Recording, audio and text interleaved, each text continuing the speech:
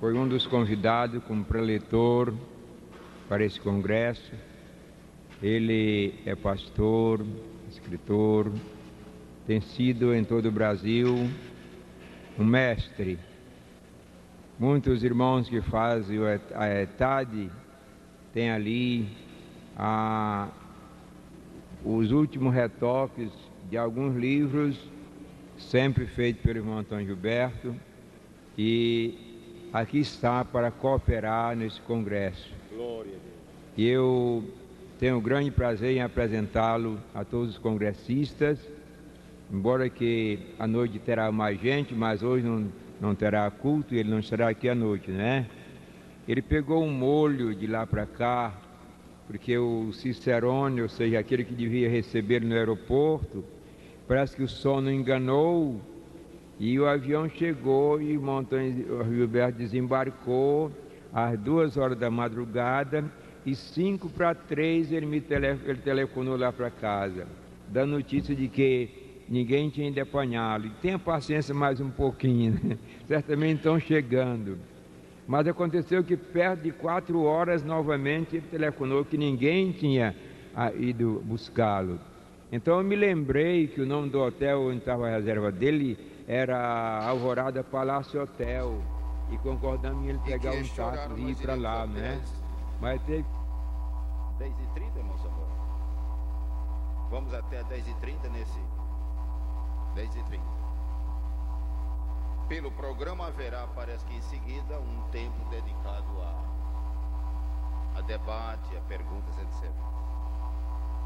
Então vamos ao tema que está previsto para este horário.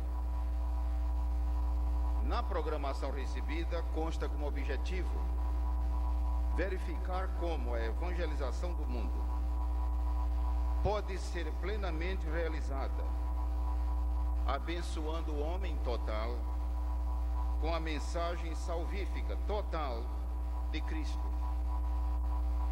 Como se trata de um tema puramente bíblico, nós vamos ler uma passagem da Escritura para servir de apoio, e vamos fazer isso no Evangelho segundo São Marcos. Se os irmãos estão com suas Bíblias, vamos ver aquela passagem magnífica de Marcos 16, versículos de 15 a 20. Pois o tema da palestra é evangelização, diagnóstico e alternativas. Tem razão, irmão Valdir, eu preciso do ventilador um pouquinho virado para lá, porque mexe com as páginas da minha Bíblia. Capítulo 16, versículos de 15 a 20. E disse-lhes: ide por todo o mundo e pregai o evangelho a toda criatura. Quem crer e for batizado será salvo, mas quem não crer será condenado. E estes sinais seguirão aos que crerem. Em meu nome expulsarão os demônios e falarão novas línguas. Por aqui nós estamos vendo que o genuíno evangelho, o evangelho no sentido neotestamentário mesmo, ele deve ser acompanhado de sinais, ele deve ser acompanhado dos dons espirituais. Isto aqui não é outra coisa senão uma menção maravilhosa dos maravilhosos dons espirituais que começaram a operar na igreja desde o seu princípio. E o plano de Deus é que cada igreja local tenha em operação no seu meio esses dons maravilhosos para a promoção do evangelho. Estes sinais são coisas que autenticam, que confirmam, como nós veremos no final da leitura. E estes sinais seguirão aos que crerem, em meu nome expulsarão demônios e falarão novas línguas. Em meu nome significa que a obra já estava realizada. Quando ele disse em meu nome, significa que toda esta obra já estava consumada no Calvário, e que tudo que temos que fazer agora é pela fé, por aos que crerem, lança a mão desses recursos inauditos que há na pessoa do Filho de Deus. E isso inclui os dons espirituais. Então o Evangelho, no seu esplendor, no seu poderio, ele assim se torna quando pregado sob o ministério dos dons. Dons devem acompanhar a pregação do Evangelho. Versículo 18: pegarão nas serpentes, e se beberem alguma coisa mortífera, não lhes fará dano algum. Porão as mãos sobre os enfermos e os curarão. Observem que é manifestação dos dons espirituais. É verdade que o Senhor pode curar, independente dos dons, mas à luz do contexto de versículos 15 a 20, aqui se trata de operação de cura divina através dos dons espirituais, como nós vemos através do livro de Atos dos Apóstolos, que é justamente o livro padrão da igreja. Versículo 19: ora, o Senhor, depois de lhes ter falado, foi recebido no céu e assentou-se à direita de Deus. E eles, tendo partido, pregaram por todas as partes, cooperando com eles o Senhor e confirmando a palavra com os sinais que se seguiram. Portanto, os dons são sinais sobrenaturais que confirmam aquilo que a palavra declara, aquilo que a palavra contém. E é o que nós vemos através do livro de Atos dos Apóstolos e através também das epístolas. É uma pena que muitos crentes às vezes ficam presos, embaraçados com esta passagem que acabei de ler, dizendo que ela não consta de alguns, de manuscritos, etc. E faz uma celeuma tremenda, e crentes incautos vão nessa conversa. Eu não vou entrar nesse assunto, estou apenas dando um alerta, que não há razão para se fazer isso. Eu poderia dar uma explicação pormenorizada, se houvesse tempo suficiente, fora de congresso, é claro, para não tomar o tempo. Mas é sem razão que eles fazem essa celeuma, que esta passagem não se encontra em manuscrito tal, tal e tal. Entretanto, é uma das passagens que tem servido da maior parte dos temas dos pregadores do Evangelho, e que através da exposição dessa passagem na unção do Espírito, multidões se convertem, multidões são batizadas com o Espírito Santo, multidões são curadas. A continuação do tema é evangelização diagnóstico. Todo mundo sabe que diagnóstico é um termo muito usado em medicina. Mas será que todos os jovens sabem o que quer dizer diagnóstico? Eu creio que você tem uma ideia, talvez suposição, leitura de livros, mas é uma palavra original, formada de duas outras: dia e gnosis. Dia significa ao pé da letra, através, total, geral. Gnosis, todo mundo sabe que significa conhecimento. Conhecimento. Então, ao pé da letra, diagnóstico significa conhecimento geral. Não um conhecimento no sentido pormenorizado, mas um conhecimento generalizado daquilo que se vai tratar, daquilo que se vai explorar. Diagnóstico. A evangelização é a razão de ser da igreja. E mediante a evangelização, as almas são trazidas a Cristo, o Salvador. E assim as fileiras da igreja vão engrossando cada dia. Mas evangelizar não é apenas falar, cantar, pregar, aparecer, escrever, gravar a mensagem do Evangelho. Evangelizar abrange também o testemunho, através da vida dos seguidores de Cristo. É uma das razões do fracasso de muitos segmentos da igreja. Esse ponto que o pastor Estevão mencionou agora, eu tive a ocasião de ver ao vivo quando estive na Inglaterra agora há pouco tempo, fazendo pesquisas. Passei agora uma boa parte do tempo fazendo pesquisa no Museu Britânico, que atualmente é o maior acervo que existe no mundo de manuscritos originais. E de lá eu dei uma esticada pela Inglaterra e pude ver ao vivo E em parte a razão daquela sequidão, daquela desolação espiritual, está aqui. Ou seja, falta testemunho, vivência, conduta, através da vida dos seguidores de Cristo. Mas também evangelizar não envolve somente isso, o testemunho daqueles que pregam. Envolve também a integração. Entra muita gente para dentro da igreja, através das portas dos templos. Mas também sai muita gente. Muitas vezes entregam-se 15, 20, 30, 100 e permanecem uma minoria. Em grande parte é devido a este passo que vou falar agora, a falta de discipulado. Discipulado, integração espiritual. Faz-se muito esforço para se evangelizar, gastando-se muito com recursos necessários à evangelização, mas às vezes nos descuidamos com o discipulado.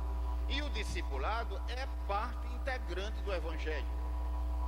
Se nós formos para o Evangelho segundo São Mateus, para ver a passagem mais ou menos correlata com esta de Marcos, lá nós vemos outra faceta da evangelização, que não é apenas, como Jesus disse aqui, ide e pregai, pregai, anunciai, comunicai, mas é também fazer discípulos. Lá em São Mateus, literalmente ele disse, ide e fazei discípulos. É verdade que as Bíblias varia o texto dependendo do tradutor, e a maior parte das Bíblias em português dizem, ide e ensinai a todas as nações. Mas a verdade é que o termo ali, como está no original, não é talvez ensinar como você pensa que é. É ensinar no sentido de agrupar pessoas numa classe, num local e ministrar uma série de ensinos programados, curriculares, até que aquela pessoa adquira um conhecimento geral daquilo que se tem em vista. Ide e fazei discípulos é o que dizem outras traduções mais claras. E observe bem que esta ordem, ele mesmo disse que não era tarefa dele. Ele disse fazei, é tarefa da igreja. E meus irmãos, não é fácil fazer discípulos. Porque fazer discípulos, ou seja, pegar o novo crente, o recém-convertido, e introduzi-los às doutrinas básicas da fé cristã, conduzi-lo também às realidades espirituais, do batismo com o Espírito Santo e outras várias coisas maravilhosas, é tarefa da igreja, mas é também importante comunicar a Cristo através do testemunho. Eu lembro-me neste momento daquela frase de São Paulo quando escreveu aos Gálatas, aqueles irmãos que para o apóstolo Paulo foi um sacrifício muito grande que ele fez, como ele disse, para chegar à Galácia e pregar o Evangelho. Ele mesmo conta que foi à Galácia estando em fraqueza. E a palavra fraqueza ali, literalmente falando, significa doença física. Eu não sei se ele estava convalescendo de alguma enfermidade ou estava de fato enfermo, mas o termo significa isto. E com muito sacrifício ele evangelizou aquela região para depois, infelizmente, ver quase destruído o seu trabalho por causa de falsos mestres, os judaizantes que penetraram sorrateiramente ali e causaram um grande estrago. E há uma parte no capítulo 4 onde ele diz que não foi somente para pregar a Cristo, mas também fazer com que através da sua vida eles conhecessem a Cristo, através do seu testemunho. E de fato, através do testemunho, a mensagem vai muito longe. Então a evangelização não é somente anunciar através da página impressa, através de fitas, através da viva voz, através do evangelismo pessoal ou evangelismo de grupos, mas integrar e discipular o novo convertido. Caso isso não seja feito, são muitos os crentes que padecem de enfermidades espirituais, crescimento anormal, descontrolado, devido a uma infância espiritual problemática. Ou seja, não larguemos o novo convertido. Se você ganhou uma alma para Jesus, não pense que a tarefa está terminada. Nem temos também a obrigação de entregar para a igreja e dizer: cuide. É nosso dever continuar ajudando o novo convertido naquilo que for possível. Integrar o novo crente e o seu discipulado e o ensino das doutrinas básicas da fé cristã, que inclui assistência ao próximo.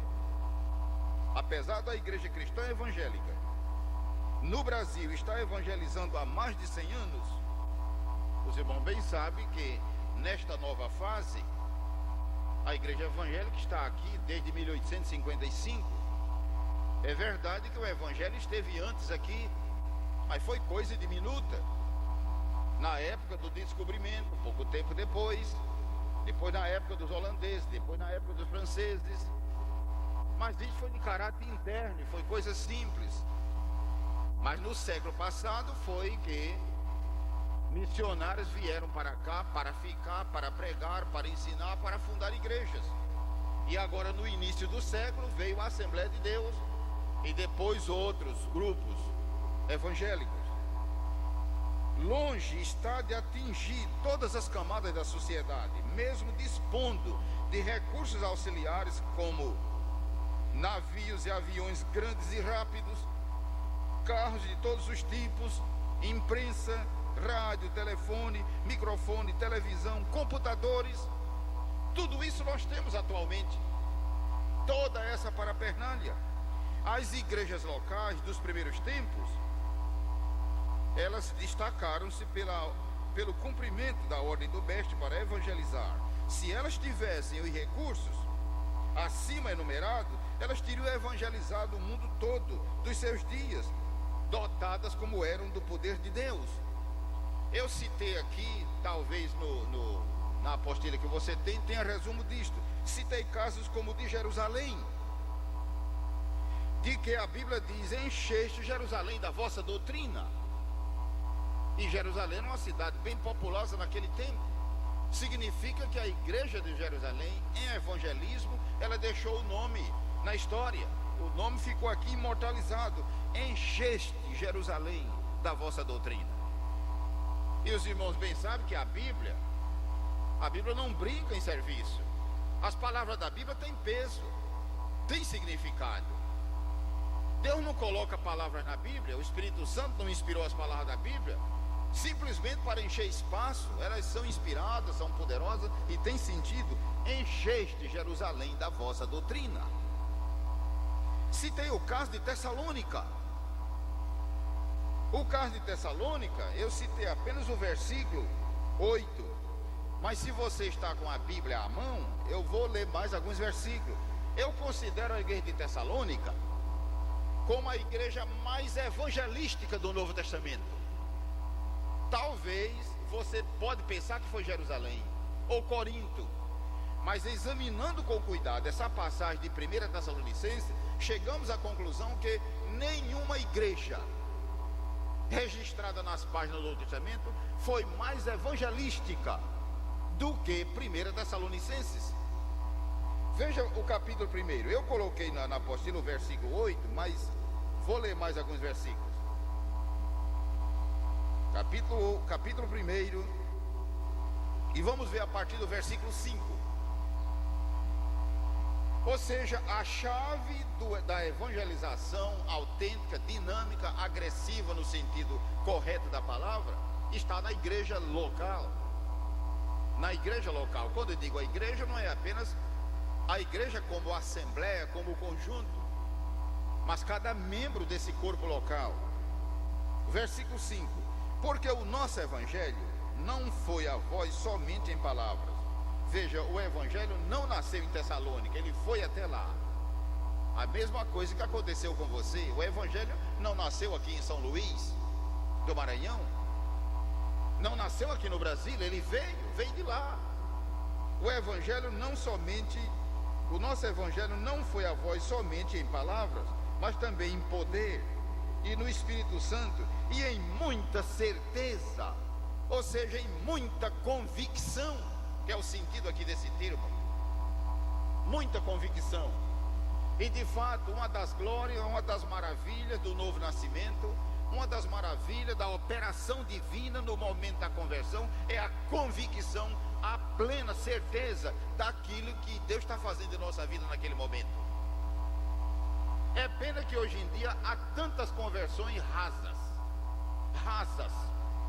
em que o Espírito de Deus não corta a fundo, talvez devido à superficialidade também do pregador, de quem ensina, ou vidas comprometidas. A palavra opera porque ela tem vida, mas muitas vezes não são conversões fundas, que produzam gemidos inexpressivos na alma. Mas diz o versículo com muita certeza, com muita convicção: como bem sabeis quais fomos entre vós por amor de vós. Versículo 6: e vós foste feitos nossos imitadores.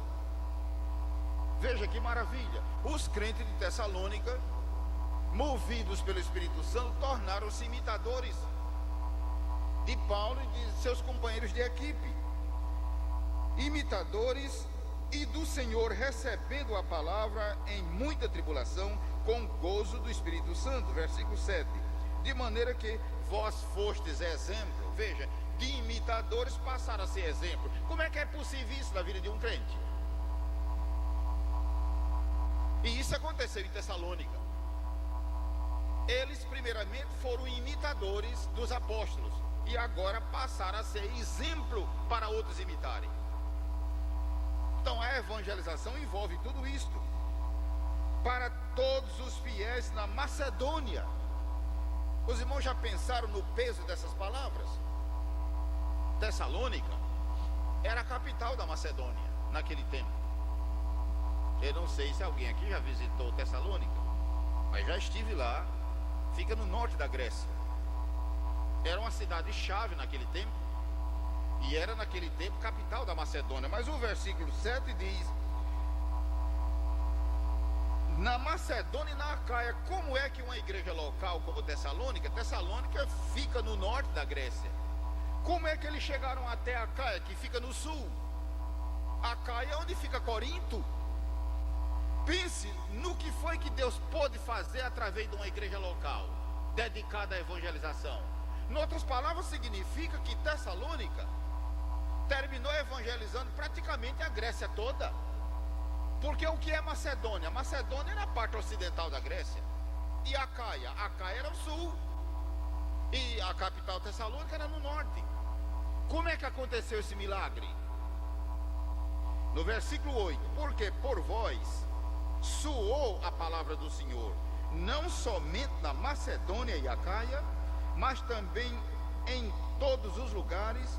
A vossa fé para com Deus se espalhou de tal maneira que já dela não temos necessidade de falar coisa alguma. Qual é a igreja que se fala coisa igual no Novo Testamento? Nenhuma. Paulo chegou a dizer: nós não precisamos falar mais nada, vocês fizeram tudo. E os irmãos pensam que isso aqui é brincadeira? Pensam que isso aqui é simplesmente uma força de expressão? Não, meus queridos, aconteceu ao vivo mesmo. Uma igreja local, Tessalônica, ungida pelo Espírito Santo, resoluta, fez todo esse trabalho. Significa que se esse padrão tivesse sido imitado pelas outras igrejas, o mundo teria sido todo evangelizado. Eu ainda lembro quando aqui no Brasil, Jesus, por sua graça, me salvou muito cedo. Eu fui salvo aos 13 anos de idade. E desde então, minha vida foi consagrada ao Senhor. Agora estou com 61 anos. Mas tenho o prazer de olhar para trás e verificar que todo o meu melhor foi dado a Cristo. De modo que, se você é jovem e tem alguma experiência na vida, eu também tenho. Porque vivi toda a minha adolescência e minha juventude trabalhando e servindo ao Senhor. Muita gente não tem tido esse privilégio. Muita gente aceita Jesus aos 20, aos 30, aos 40. Ele, por sua graça, me salvou aos 13 e me concedeu graça de em seguida dedicar a minha vida ao seu serviço, ao seu labor. E isso para mim tem sido o maior privilégio, de modo que hoje, com a consciência tranquila, eu continuo servindo ao Senhor com toda a dedicação possível, mas sem nenhum remorso de ter passado alguma fase da minha vida de maneira displicente ou relaxada diante de Deus. Não, graças a Deus não. Diz o apóstolo aqui, já dela não temos necessidade de falar coisa alguma. Eu coloquei na apostila só o versículo 8, porque para mim é o versículo de maior peso. Então voltemos a meditar rapidamente nele. Porque por vós soou a palavra do Senhor. Soou a palavra do Senhor. Significa que eles fizeram o testemunho, a mensagem do Evangelho ecoar. Não somente em volta de Tessalônica, mas na Macedônia, e alargaram o círculo até chegar a Acaia. Acaia é no sul. Corinto era a capital da Acaia. Veja o que é que pode fazer uma igreja local. E naquele tempo eles não tinham telégrafo, nem telefone, nem fax, nem esses recursos todos. Mas tinham acima de tudo o poder do Espírito Santo. Tinham acima de tudo bom testemunho, pois Paulo disse que de imitadores ele passara a ser exemplo. Imaginar, irmão. E outra coisa, vocês bem sabem que naquele tempo graçava ali o tipo mais repelente de idolatria que se possa imaginar. Não pensem os senhores, não pensem os irmãos que a idolatria que aquele povo praticava era idolatria como aqui no Brasil, que é idolatria ligada com o cristianismo. Eles adoram a Virgem Maria, a Pedro, a João, santos que são nossos, que simplesmente os católicos tomaram para ele, mas são santos nossos, pois Maria e outros mais são santos nossos, são santos evangélicos. Não, o paganismo que eles professavam ali, meus irmãos, é paganismo grosseiro, adoração daqueles ídolos que você vê descrito no Antigo Testamento e no Novo Testamento, como Diana, Afrodite e Vênus e outras coisas mais. Foi desse paganismo grosseiro, foi dessa vida pregressa, decaída, que de repente eles foram alcançados pelo poder de Deus e se tornaram exemplos de evangelização, exemplos de pureza, exemplos de vida cristã. Quem é que pode fazer isso conosco? O Senhor Jesus Cristo pode, faz e continua fazendo. Por vós soou a palavra do Senhor. Essa palavra soou, por falar nisso, é a única vez que ela aparece no Novo Testamento é aqui. Eu digo no original. É claro que em português você encontra muitas outras, mas no original essa é a única vez que aparece essa palavra aqui. E é uma palavra difícil de traduzir em língua portuguesa. Não é apenas ecoar no sentido de agitar uma campainha. A palavra ao pé da letra é como o ribombar de um trovão, que ele ribomba aqui e sai repetindo o eco através dos vales e montanhas e montanhas e montanhas até chegar ao final do trajeto dele. Paulo, inspirado por Deus, compara o efeito da evangelização dos Tessalonicenses com esse efeito, com essa obra da natureza. Por vós ecoou a palavra do Senhor, não somente na Macedônia e Acaia, mas também em todos os lugares. Veja que palavra abrangente em todos os lugares. Como é que aqueles irmãos conseguiram isso? Esse milagre, Deus continua repetindo. Eu já recebi agora, como diretor de publicações lá no Rio, vem correspondência de toda parte do mundo para o nosso escritório. E recebi agora, semana passada, uma carta da România. Uma carta da România contando o que Deus está fazendo ali. Os irmãos sabem que o leste europeu está sendo todo abalado agora por várias mudanças de todos os tipos. Muita gente só está interessada em pegar os jornais, falar de escrita e ver as mudanças no sentido político, geopolítico. Não, eu me preocupo principalmente com o lado espiritual. E aquela carta diz que quando o reverendo Luiz Palau esteve agora lá e fez uma cruzada de 15 dias, Numa semana, 60 mil pessoas se entregaram para Jesus. 60 mil numa semana. É claro, irmãos, que nós não vamos pegar isso ao pé da letra. Só Deus sabe quantos de fato são novos convertidos. Cruzada é um movimento geral. É necessário que cada um daqueles convertidos sejam assistidos individualmente. Mas seja como for, 60 mil assinaram cartões de decisão. É tanto que na carta, o pastor que nos escreveu diz: irmão, se aí no Brasil tem gente que quer vir para cá nos ajudar a recolher esta rede cheia de peixe, manda alguém para cá, que nós não temos ninguém aqui.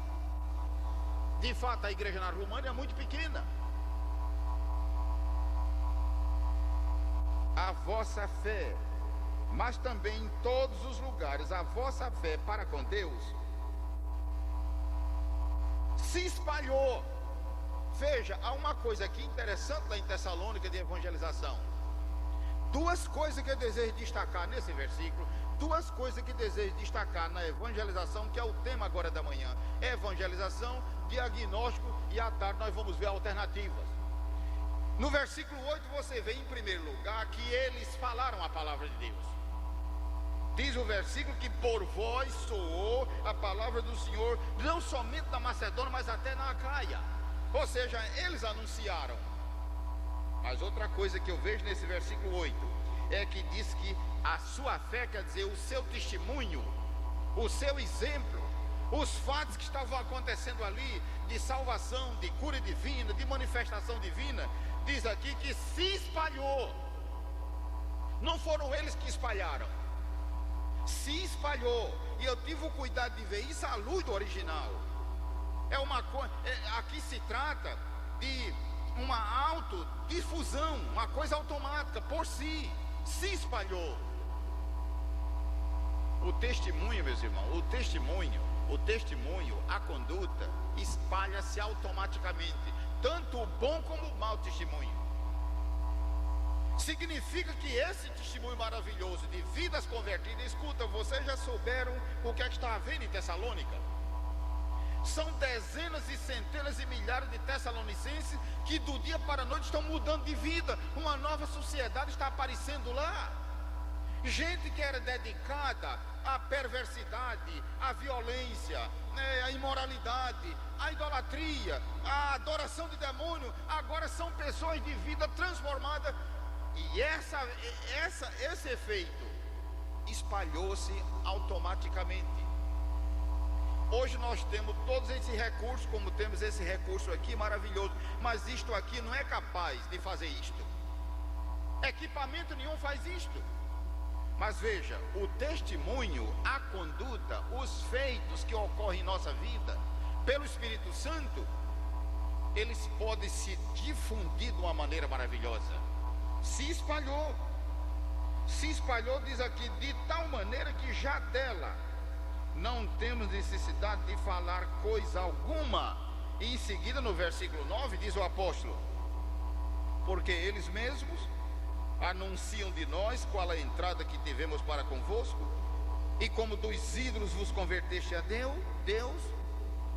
Veja, a conversão é uma coisa passada. Esse negócio de alguém está dizendo que está se convertendo já sendo crente, que história é essa de conversão pela metade? Quando Jesus salva, não salva 10%, nem 30%, ele salva 100%. Agora, o crescimento espiritual, esse é gradual. Nenhum cristão nasce maduro, mas a conversão genuína, essa que o pastor Valdir Píssego falou, a conversão, o novo nascimento, é momentâneo, é instantâneo. Num momento eu estou perdido, no outro eu estou salvo. Agora, o crescimento espiritual, o crente tem que cuidar dele, e a igreja local também ajudar. Se você, meu irmão, não cuidar do seu crescimento espiritual, você não crescerá nunca. Cada crente precisa cuidar do seu desenvolvimento espiritual. Mas a conversão, o novo nascimento, a operação da salvação, é momentânea, é instantânea. Diz aqui que converteste no passado. Mas em seguida o versículo diz: para servir, agora está no presente. Ou seja, há uma fase da vida cristã que é passada, a conversão, a justificação, isso pertence ao passado. Mas há uma fase presente. É claro que a conversão continua, mas a fase principal da vida presente cristã é servir. Há muitos crentes que estão em pecado diante de Deus por causa disso. Eles são convertidos, eles sabem que são convertidos, mas não querem nada com o serviço do Senhor. Sempre que o pastor ou o dirigente convida, eu não posso, eu não tenho tempo, eu não sei fazer, eu posso fazer isso depois. Mas é nosso dever, como salvos pela graça e convertidos, servir ao Senhor. E em seguida diz o versículo 10: e esperar dos céus a seu filho. Você está vendo que isso aqui é futuro. De fato, a volta de Jesus não aconteceu ainda. É um fato futuro que estamos aguardando. Então eu vejo aqui em Tessalônica uma igreja modelo. Se alguém esta manhã me perguntasse: irmão Gilberto, qual é uma igreja modelo do Novo Testamento em evangelização? Eu direi Tessalônica. Tessalônica. Porque além de nós vermos o exemplo evangelístico, o versículo 10 e o 9, eles mostram um resumo do que é a vida cristã. Primeiro, conversão. Aqui não diz que foi reforma. Aqui não diz que foi apenas uma imitação. Converteste. E infelizmente, muita gente da igreja está apenas agregada, está apenas andando com os outros. Mas Deus conta com pessoas convertidas. Eu entendo que esta manhã aqui, neste congresso, certamente a maioria absoluta, ou quem sabe todos, são convertidos. Espero que seja verdade. Notemos bem, Deus não espera menos. Ele conta com conversão. Meus irmãos, conversão não é uma reforma. Conversão não é um credo filosófico. Conversão não é apenas imitação. Conversão não é brincar de religião. Conversão é uma mudança que o Espírito Santo opera na vida da criatura, que atinge espírito, alma e corpo. Glorificado seja o nome do Senhor.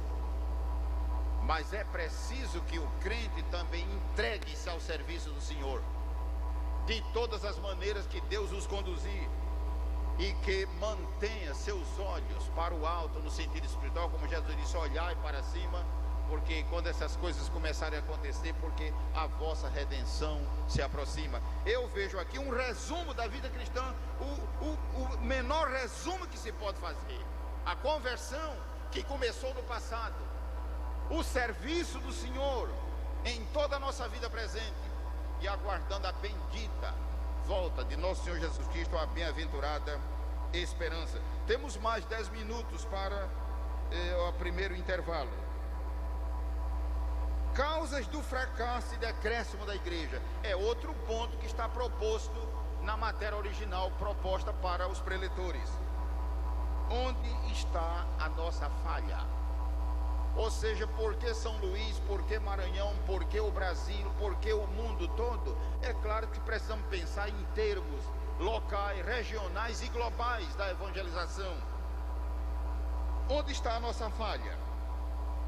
Eu citei alguns casos bíblicos para mostrar que o povo de Deus, mesmo bem intencionado, pode cometer falhas. A Bíblia registra isso. De modo que é interessante detectar onde foi que falhamos. Citei o caso de Josué 13:1, quando Josué disse: eu já estou com idade, já estou velho, farto de dias, e eu já vou ao encontro do meu Pai Celestial, ou seja, eu vou ser recolhido aos meus povos, e muita terra ficou para possuir. É uma das declarações, eu acho, mais tristes da Bíblia. Deus havia entregue Canaã na mão deles. Eu pergunto, aonde ficou a falha de Israel? Josué já estava agora farto de dias, sabia que já ia ser recolhido às mansões celestiais e fez essa declaração terrível: muita terra ficou para possuir. Falha em Israel, irmãos, e aquela terra que não conquistaram foi uma fonte de perturbação para eles em todos os tempos. Citei o caso também de Josué 15:63, onde a Bíblia diz que Israel não pôde expulsar os inimigos dos territórios conquistados. Veja bem, territórios que foram conquistados aos cananeus, aos habitantes da terra, ficaram bolsões de inimigos ali dentro.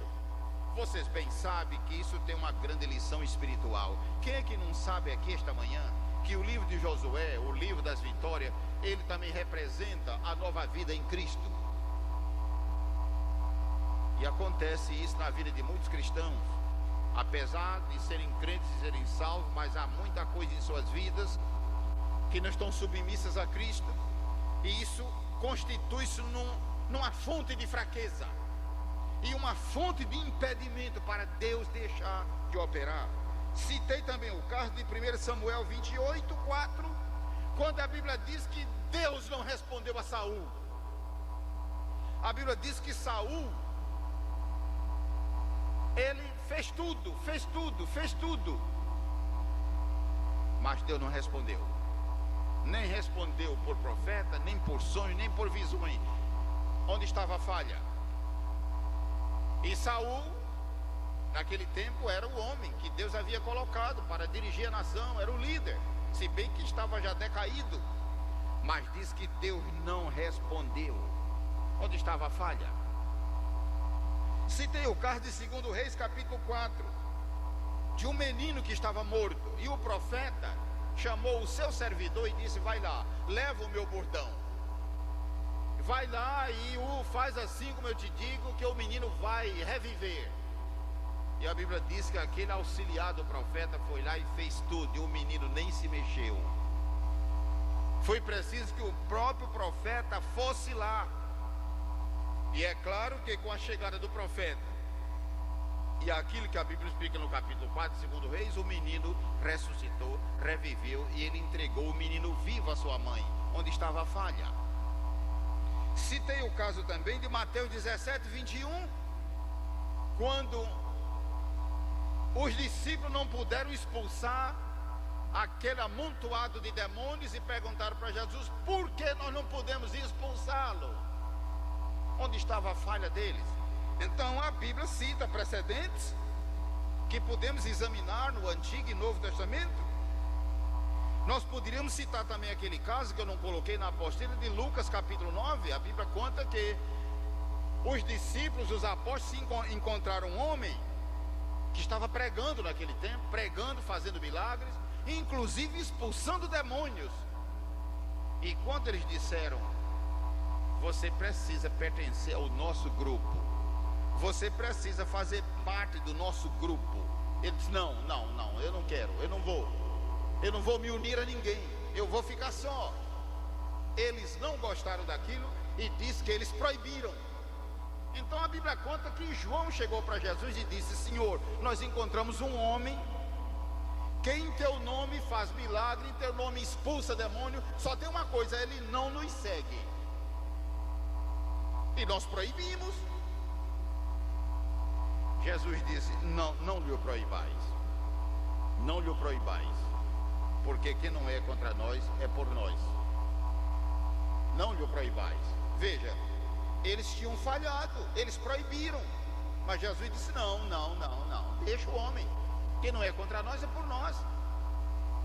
Eles haviam cometido uma falha. Eu creio que a falha principal foi intolerância. Ou seja, quem não fizer parte do nosso grupo está errado. Quem não rezar pelo nosso catecismo está errado. E há muita gente nessa mesma situação. Jesus disse: não, deixa o homem.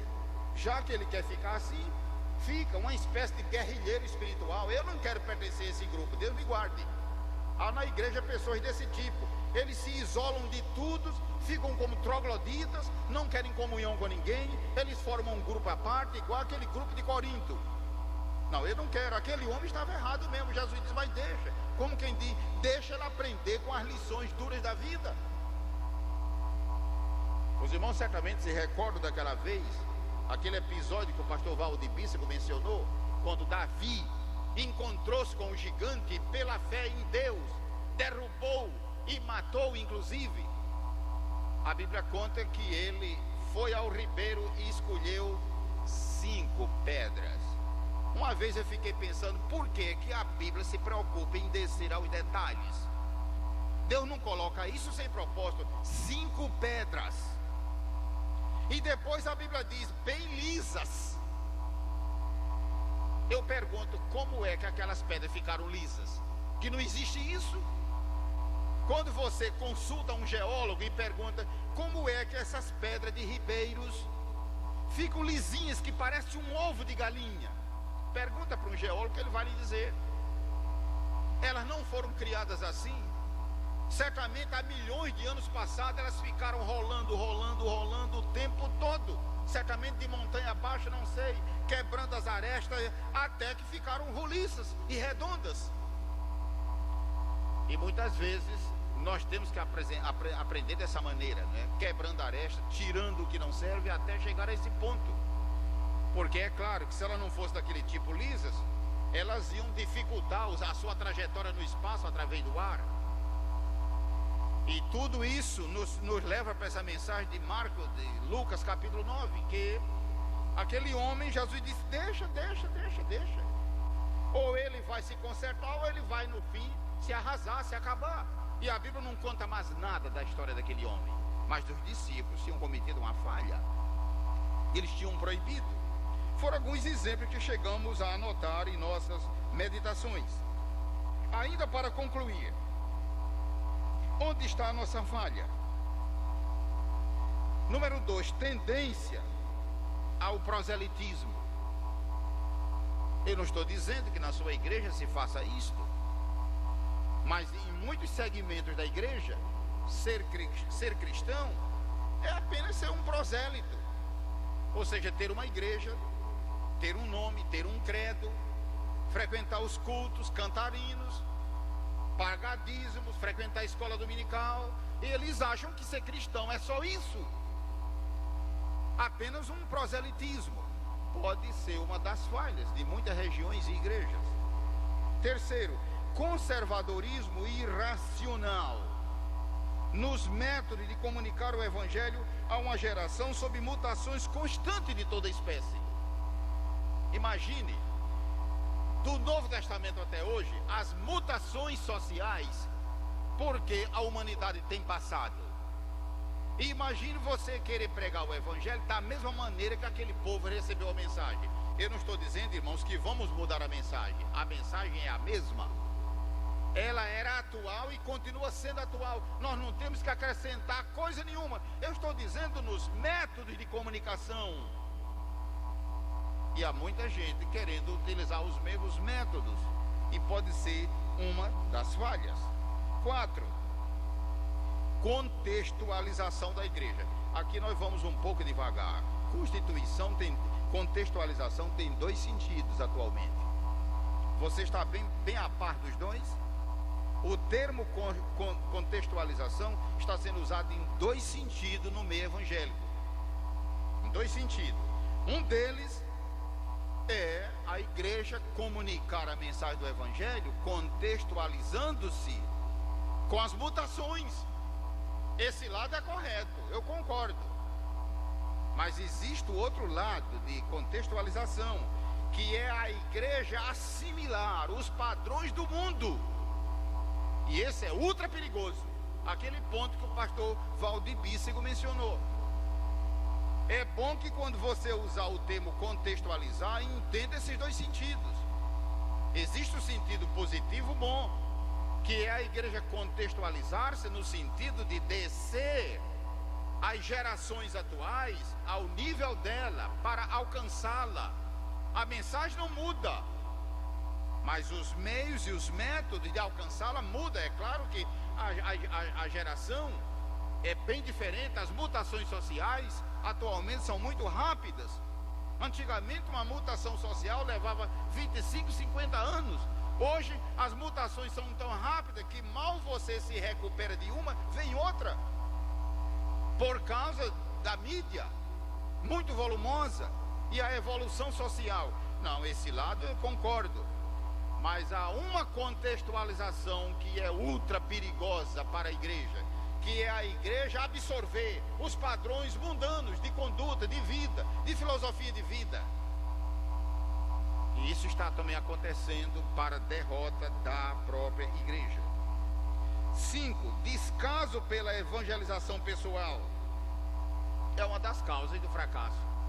Já houve tempo que cada crente na Assembleia de Deus que se convertia era um evangelista pessoal. Eu lembro-me disso. Eu dou graças a Deus porque fui e continuo sendo um evangelista pessoal. Eu não sei quantas pessoas ganhei para Jesus, só Deus sabe. Mas eu me lembro que logo que Jesus me salvou, eu tinha poucos dias de novo convertido. E a primeira pessoa que eu ganhei para Jesus foi meu primo, que atualmente é pastor também. Logo em seguida, eu disse, ele era da mesma idade, é da mesma idade que eu. É uma coisa muito interessante, uma facilidade que você tem é de evangelizar pessoas da sua idade e da sua ocupação. Mas em seguida, eu com a ajuda dele, fomos evangelizar a sua família, quer dizer, meus parentes. E não foi muito fácil, porque o meu tio, por afinidade, marido de minha tia, era um homem carrancista, um católico daquele tipo de ultra devoto, enfim, mas aquele catolicismo, é claro, sincrético, que mistura cristianismo com certos princípios bíblicos e paganismo também, a idolatria. Mas Deus estava naquele negócio e dentro de 15 dias toda a família se entregou para Jesus, 9 pessoas. E aí qual foi o próximo passo? Quando o pastor nos visitou no mês seguinte, acertamos para a casa do meu tio ser uma congregação. E o trabalho começou a crescer e continuamos. Eu coloquei aqui que uma das causas de fracasso pode ser descaso na evangelização pessoal, ou seja, cada um ganhando um. Número 6, orientação para o novo convertido, buscar somente coisas espirituais. Pode ser outra causa do fracasso. E em muitos lugares, por falta de profundidade, por falta de orientação, orienta-se o novo convertido somente a orar, a buscar o batismo com o Espírito Santo, buscar os dons, só como se o ser humano a vida cristã fosse somente este lado. Ela não tivesse o lado também do próximo, do cuidado com o próximo, de assistência ao próximo. E nós vamos, devido ao tempo, são agora já ultrapassando o tempo, citamos alguns outros exemplos e já iremos entrar no assunto possivelmente da tarde, que são alternativas. Os pontos que eu não pude cobrir devido ao tempo, aconselho o auditório a dar uma olhada no material, que certamente está em sua pasta, e ver mais algumas razões que eu apresento de fracasso na evangelização, pois o tema desta manhã é evangelização. Diagnóstico, e no diagnóstico eu coloquei falhas, mas coloquei também lado positivo e alternativa. Alternativa nós vamos abordar no horário da tarde. Vou pedir ao pastor Samuel que reassuma a plataforma e cuide da continuação